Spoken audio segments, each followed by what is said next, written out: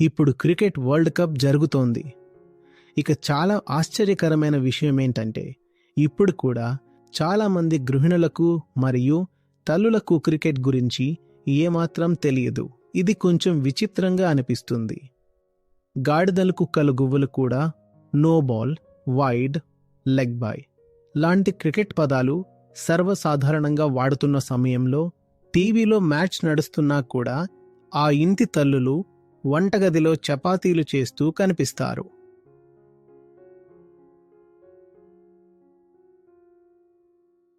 ఇది చేసింది మన మహిళలతోటి.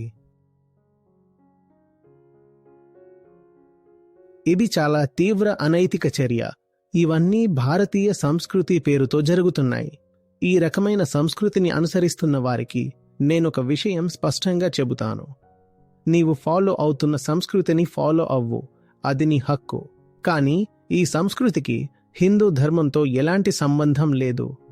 వేదాలు, ఉపనిషత్తులు, ఋషులు ఎప్పుడూ చెప్పలేదు మహిళల పట్ల మీరు ఇప్పుడు ప్రవర్తిస్తున్నట్లు ప్రవర్తించమని.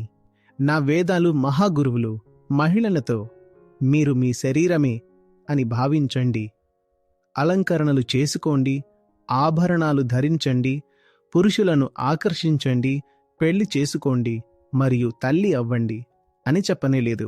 ఇవన్నీ స్త్రీ జీవిత లక్ష్యాలని వాళ్ళు అస్సలు చెప్పలేదు.